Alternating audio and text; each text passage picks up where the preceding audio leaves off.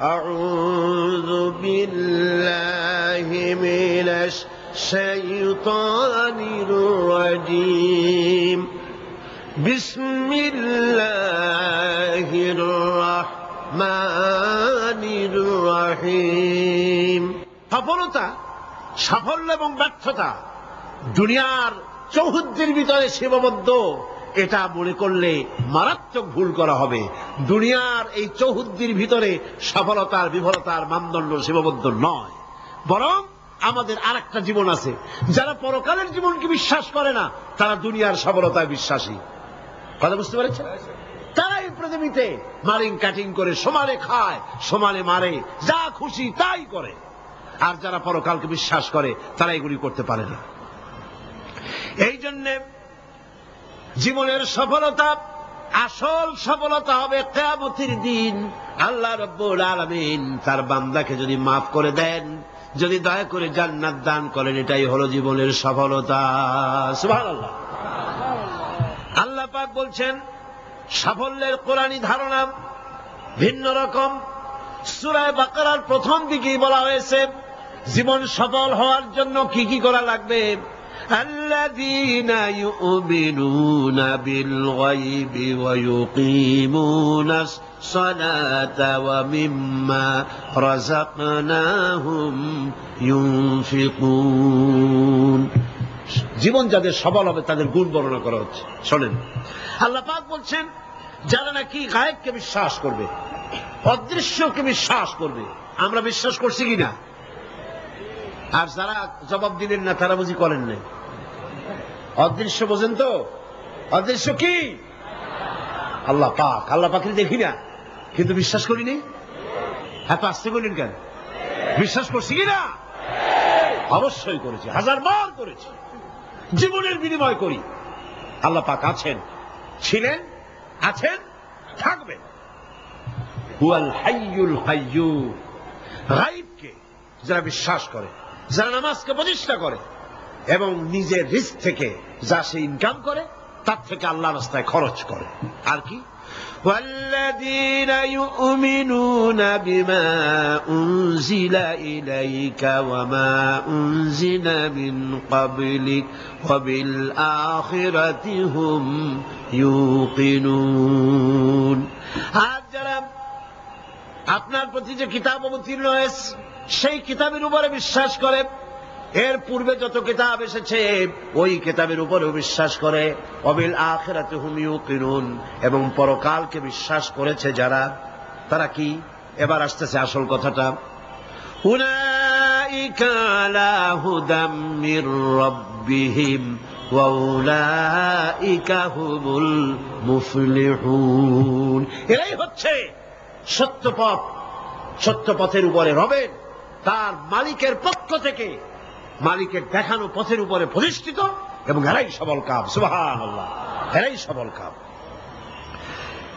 জীবনের সফলতা আর বিফলতার ব্যাপারে সূরা আলে ইমরানের মধ্যে বলা হয়েছে, ইয়া আইয়ুহাল্লাযীনা আমানু সুবিরু ওয়া সাবিরু ওয়া রাবিতু ওয়াত্তাকুল্লাহা লাআল্লাকুম তুফলিহুন। হে বিশ্বাসীরা, সবরের পথ অবলম্বন করো, বাতিল পন্থীদের মোকাবেলায় দৃঢ়তা অর্জন করো। জীবন সফল হওয়ার পথ দেখুন। জীবন সফল হবে কিসে? হে বিশ্বাসীরা, সবরের পথ অবলম্বন করো। মাথা গরম করো না, মাথা ঠান্ডা রাখো, সবরের পথ অবলম্বন করো। এই সবরের ব্যাখ্যাও আমরা এখানে করেছি। তারপরে বাতিল পন্থীদের মোকাবেলায় দৃঢ়তা দেখাও, এরপরে হকের পথে উঠে পড়ে লেগে যাও। আশা করা যায় তোমরা সফল কাম হবে। সুবহানাল্লাহ। আশা করা যায় তোমরা সফল হতে পারবে।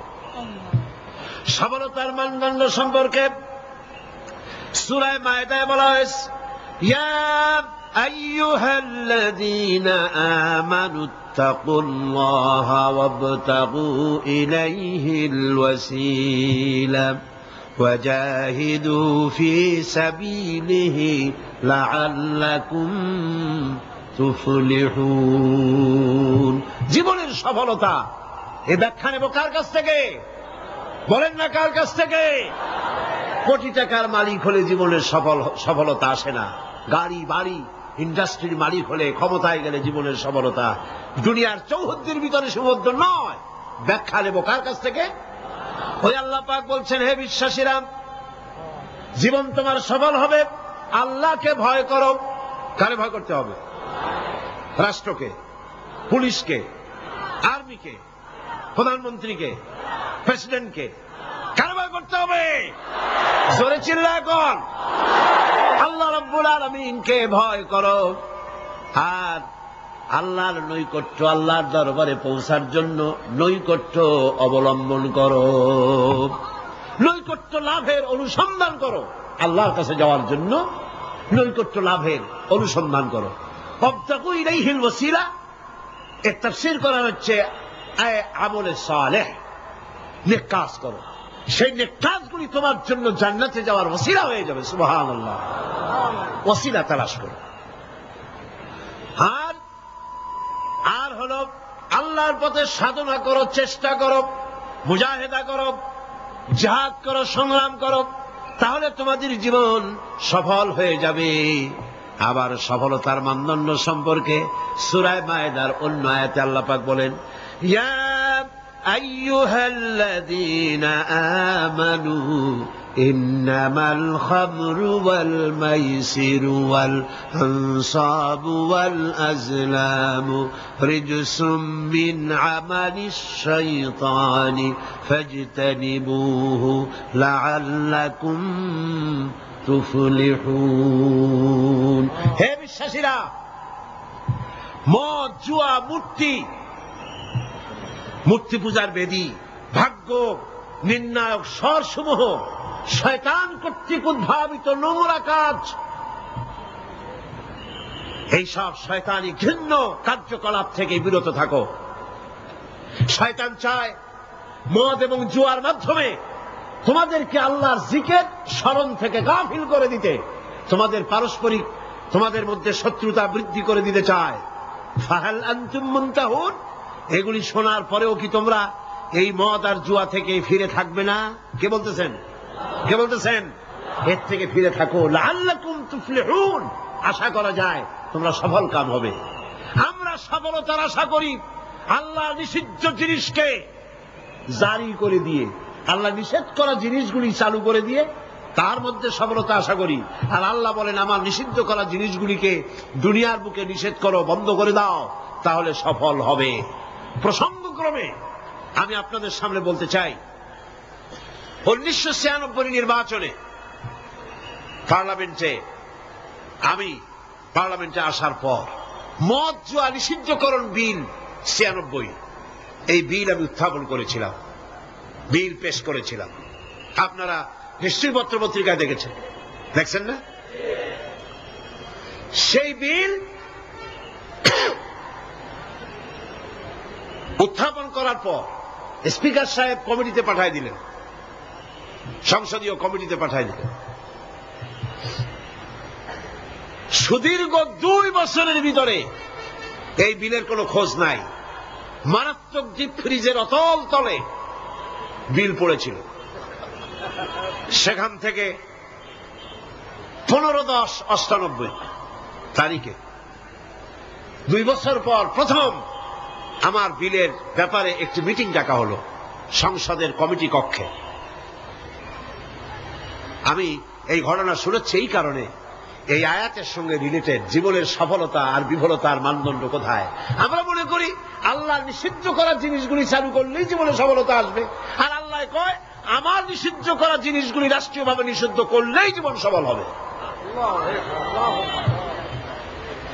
মিটিং বসলো, সেই মিটিং অন্তত 50-60 জন লোক আসছেন।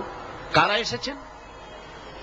বিভিন্ন মন্ত্রণালয়ের সিনিয়র অফিসার, সচিব, উপসচিব পর্যায়ের লোকেরা এসছেন।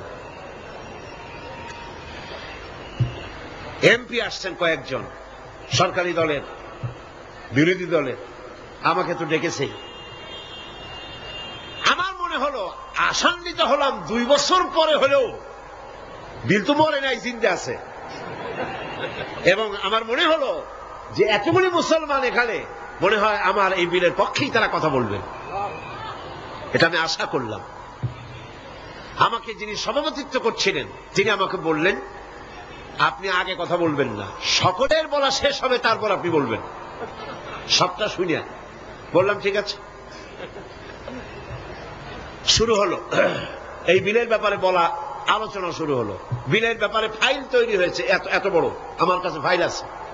বিভিন্ন মন্ত্রণালয় মদ নিষিদ্ধ করলে, জুয়া নিষেধ করলে এই দেশের কি হবে এই ব্যাপারে তারা তাদের মন্তব্য দিয়েছে।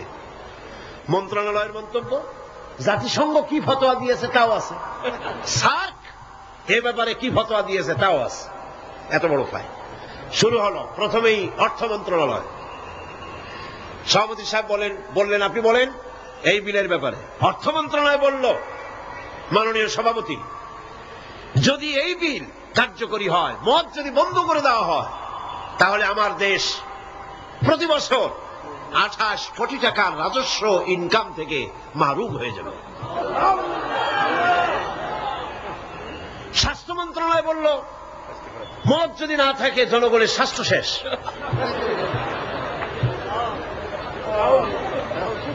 ব্যাখ্যা দিচ্ছি, তাদের বক্তব্যের ব্যাখ্যাও আছে। স্বরাষ্ট্র মন্ত্রণালয় বলল, মদ যদি বন্ধ হয়ে যায় উচ্ছৃঙ্খলতা বাড়বে, সন্ত্রাস বাড়বে, কারণ সুইপার, ডম, ক্লিনার, এই সমস্ত মানুষগুলি এগুলি তারা খায়। যদি তাদের খাইতে দেওয়া না হয় তাহলে তারা উচ্ছৃঙ্খল হবে এবং তারা নানান রকমের সন্ত্রাসে লিপ্ত হবে। কাজেই সন্ত্রাস বন্ধ করার জন্য এটা থাকা দরকার। ইন্না লিল্লাহি ওয়া ইন্না ইলাইহি রাজিউন। খুব হতাশ হলাম এবং মনে মনে ভাবতে থাকলাম যে আল্লাহ, আজকের এই মিটিং এর ছবি তো তোমার ক্যামেরা ধারণ করছে। কিয়ামতের দিন এই লোকগুলি কি জবাব দেবে তোমার দরবারে?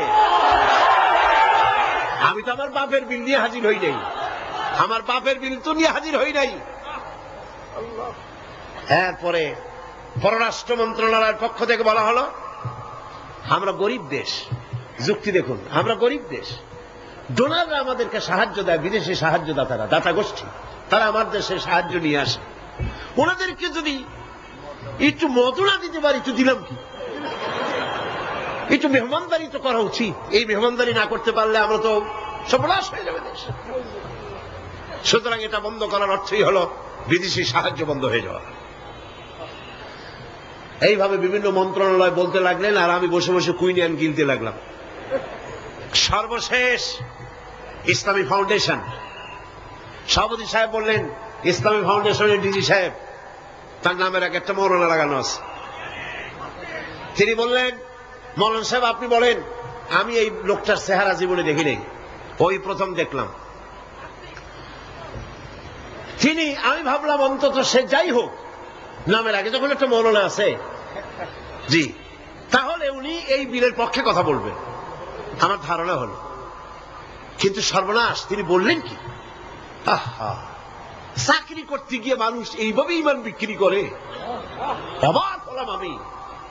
চাকরি করতে গিয়ে মানুষ তার ইমান বেচে। তিনি বললেন, এই বিল আমি তার কথাই কোট করছি, আমার সব মুখস্থ। তিনি বললেন, এই বিল আমি আগে পাই নাই, মিটিং এ এসে বিলটা পেলাম। বিল পড়ে দেখলাম যিনি বিল উত্থাপন করেছেন তিনি একটি ধর্মীয় আবেগের উপরে ভিত্তি করে এই বিল পেশ করেছেন। এটি হচ্ছে ইসলামের নামে আরেকটি অনিসলামিক কাজ। তিনি বললেন এইটা, এর কারণ হলো যুক্তি। শোনেন, যুক্তি, কত বড় আলেম তিনি, সোজা কথা। তিনি বলছেন যে আমার দেশে অমুসলিমরা আছে, আমার জন্য যেটা হারাম সেটা তাদের জন্য হালাল, আমাদের জন্য যেটা হালাল সেটা তাদের জন্য হারাম। আমার দেশে অমুসলিম বহুত আছে, সুতরাং আমরা যদি মদ নিষিদ্ধ করি অন্য জাতির উপরে তা জুলুম হবে। আর আল্লাহ বলেছেন লা ইকরাহা ফিদ্দীন, ইসলামে কোনো বাড়াবাড়ি নেই। তিনি আরো এক ধাপ আগিয়ে গেলেন। তিনি বললেন, শুধু এই বিলের ব্যাপারেই নয়, বাংলাদেশের সংবিধানের মধ্যে আল্লাহর উপর ঈমান এবং অবিচল আস্থার কথা বলেও অমুসলিমদের উপরে, সংখ্যালঘুদের উপরে প্রেসার ক্রিয়েট করা হয়েছে, জুলুম করা হয়েছে। এই বক্তব্য শেষ হওয়ার পর আমাকে সময় দিল, কপাল খারাপ, মাগরিবের বাকি তখন 10 মিনিট, সামান্য সময় পেলাম। আমি বললাম, সভাপতি সাহেব, এতক্ষণ পর্যন্ত আপনার আমন্ত্রিত মেহমানেরা যেসব আইনের বই দিয়ে কথা বলেছেন সেগুলো আইনের বই, আর আমি যে আইনের কিতাব দিয়ে আজকে আপনাদের সামনে দলিল নিয়ে এসেছি সে আইনের কিতাবখানি হচ্ছে আকাশের নিচে জমিনের উপরে সর্বশ্রেষ্ঠ আইনের কিতাব, যার নাম কোরআন শরীফ। আমি যে বিল পেশ করেছি এই বিল আমার বানানো নয়, এটি মানুষের তৈরি করে নয়।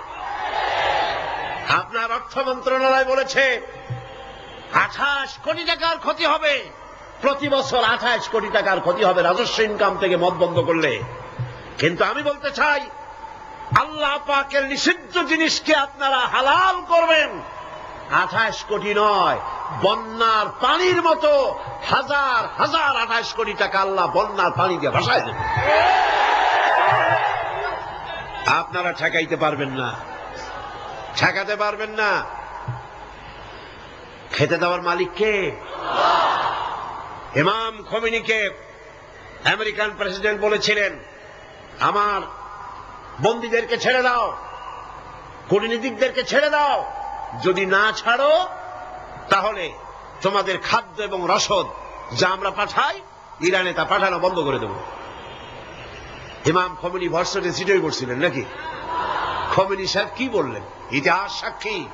খোমেনি সাহেব বললেন, আমেরিকার প্রেসিডেন্ট সাহেব, তুমি খাবার দেবা না এই কথা কইয়া ভয় দেখাও কারে? আমি তো সেই জাতি যার বছরের ভেতরে 1 মাস উপাস থাকা ফরজ, বছরে 1টা মাস না খেয়ে থাকা ফরজ। তুমি আমার ভয় দেখাও না খেয়ে থাকা, তোমার খাদ্যের পরোয়া আমি করি না। সুতরাং ভয় তো করতে হবে আল্লাহ পাক। খাদ্য দেওয়ার মালিক তিনি, খাবারের মালিক দেওয়ার মালিক কে? আল্লাহ রাব্বুল আলামিন বলেছেন, ওয়ালাউ আন্না আহলাল কুরা আমানু ওয়াত্তাকাউ লাফাতাহনা আলাইহিম বারাকাতিম মিনাস সামাই ওয়াল আরদ। দেশের লোকেরা, জনপদের লোকেরা যদি আমার উপর ঈমান আনে আর আমাকে ভয় করার নীতি যদি অবলম্বন করে চলে, তাহলে আকাশ আর জমিনের সব বরকতের দরজা আমি আল্লাহ তাদের জন্য খুলে দেব। রিজক দেওয়ার মালিক তো আল্লাহ। কে মালিক? আল্লাহ পাক। আল্লাহর হারাম জিনিসকে আপনারা জারি রেখে 28 কোটি টাকা পাওয়ার লোভ করছেন। কত 28 কোটি চলে যাবে? ঠিক পাবেন না। পেঁয়াজের ঝাঁজ কত টের পান না এখন? পেঁয়াজের ঝাঁজ কত? এক সময় সিলেটের নাম ছিল 2টি পাতা 1টি কুড়ির দেশ, ঠিক না? 2টি পাতা 1টি কুড়ির দেশ সিলেট। আর এখন 2টি কাঁচামরিচ 1টি পেঁয়াজের দেশ বাংলাদেশ। মানুষ যখন নিজের দাম বোঝে না তখন আল্লাহ জিনিসের দাম বাড়ায় দেয়। দাম কার? পেঁয়াজের নাম। আর কার দাম? মানুষের দাম। মানুষ তার দাম বোঝে নাই, আল্লাহ কাঁচামরিচের দাম বাড়াই দেয়। যা, পেঁয়াজের দাম, কাঁচামরিচের দাম, হাবিজাবির দাম বাড়িয়ে গেল, মানুষেরা না খেয়ে মরতেছে। সুতরাং আপনারা ঠেকাবেন কি করে? স্বরাষ্ট্র মন্ত্রণালয় বলছে উচ্ছৃঙ্খলতা বাড়বে। আশ্চর্য কথা। আল্লাহ বলছেন উচ্ছৃঙ্খলতা কমবে, আর আপনি বলতেছেন বেড়ে যাবে। কি আশ্চর্য কথা। স্বাস্থ্য মন্ত্রণালয় বলছে যে স্বাস্থ্য খারাপ, স্বাস্থ্য ভালো হবে মদ খাইলে, না খাইলে স্বাস্থ্য খারাপ হবে। রাসূলুল্লাহ বলেছেন মদ কোন ওষুধ নয়, মদ নিজেই ব্যাধি, এটা নিজেই রোগ। সুতরাং কথা হচ্ছে মেহমানদারি মদ দিয়া করা যাবে না। রাসূল কারীম সাল্লাল্লাহু আলাইহি ওয়াসাল্লামের কাছে মদ নিষিদ্ধকরণ আয়াত যখন নাযিল হলো, এই আয়াত যেটা আমি পড়লাম, একজন সাহাবী এসে বললেন, হুজুর আমার কাছে কিছু মদ আছে, আমি এখন করবো কি? দেখেন, আমি সেইখানে সেই মিটিং এ বললাম, সেই সাহাবী জিজ্ঞেস করলেন, হুজুর আমি করবো কি? কোন ইহুদির হাদিয়া দিয়ে দেই? আল্লাহ নবী বললেন, মদ নিষিদ্ধকরণ আয়াত যখন নাযিল হয়ে গেছে, এখন এই মদ যদি কারো কাছে অবশিষ্ট থাকে, না তা খাওয়া যাবে, না তা হাদিয়া দেওয়া যাবে, না তা বিক্রি করা যাবে, রাস্তায় ফেলে দাও। ফেলে দেওয়া ছাড়া এর কোনো পথ নাই।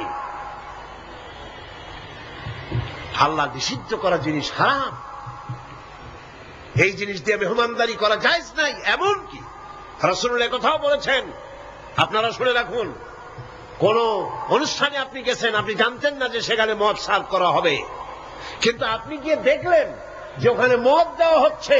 রাসূলুল্লাহ বলেছেন, আল্লাহ এবং পরকালের বিশ্বাস যদি কলিজার মধ্যে থাকে, ওই অনুষ্ঠান পরিত্যাগ করে বেরিয়ে যাও। এই মদের অনুষ্ঠানে তুমি বসতেও পারো। সর্বশেষ বললাম, আজকে ফাউন্ডেশনের ডিজি তিনি বলছেন, আশ্চর্য কথা, আমার দেশে অমুসলিম আছে তাই কোরআনের আইন আমি চালু করব না, এটা তাদের উপরে জুলুম হবে। রাসূলুল্লাহর উপরে যখন এই আইন নাজিল হয়, তখন মক্কা মদিনায় ইহুদি খ্রিস্টান ছিল না, তো তাদেরকে উপলক্ষ করে রাসূলুল্লাহ কি আইন বন্ধ করে রাখছিলেন? না, বরং বললেন, সাহাবীরা তখন তো মাইক ছিল না, রেডিও নাই, মাইক নাই, ফ্যাক্স নাই, পত্রপত্রিকা নাই, টেলেক্স নাই, টেলিভিশন নাই। হুজুর বললেন, যাও রাস্তায় রাস্তায় এই আয়াত চিল্লায় পড়ো। সাহাবায়ে কেরাম রাস্তায় নেমে গেলেন। এই আয়াত, ইন্নামাল খামরু ওয়াল মাইসিরু ওয়াল আনসাবু ওয়াল আজলামু রিজসুম মিন আমালিশ শাইতানি ফাজতানিবু। যাও পড়ো। সবাই চিল্লায় পড়তে লাগলেন। ইতিহাস সাক্ষী, তারা যখন তেলাওয়াত করতেছিলেন রাস্তায় রাস্তায়, যেই সব মুসলমান মদ পান করতেছিলেন, তখন যার হাতে মদের গ্লাস ছিল, কোরআনের আয়াত শুনেন মদের গ্লাস নিক্ষেপ করলেন। যিনি গলায় নিয়েছিলেন, মুখে নিয়েছিলেন, কুড়ি করে ফেলে দিলেন। যিনি গিলেছিলেন, গলার মধ্যে আঙ্গুল দিয়ে বমি করে ফেলে দিলেন। যার ড্রামের ভিতরে, হাড়ির ভিতরে মদ ছিল, লাথি মেরে পাতিল ভেঙে দিল, আর মদ রাস্তাগুলি প্রবাহিত হয়ে গেল। শাসনতন্ত্র, আমার দেশের সংবিধানের ভিতরে আল্লাহর উপরে ঈমান এবং অবিচল আস্থার কথা বলা হয়েছে, সেইটাও নাকি অমুসলিমদের উপরে জুলুম করা হয়েছে। আমি জিজ্ঞেস করতে চাই, আমার দেশের হিন্দুরা আল্লাহকে অস্বীকার করে? হাসতে কনকান করে? আল্লাহ না বলুক, ভগবান তো বলে, ব্রহ্মা তো বলে, উপরওয়ালা তো বলে, ঈশ্বর তো বলে, বিধাতা তো বলে। খ্রিস্টানরা আল্লাহকে অস্বীকার করে? চিল্লায় বলেন করে? বৌদ্ধরা করে?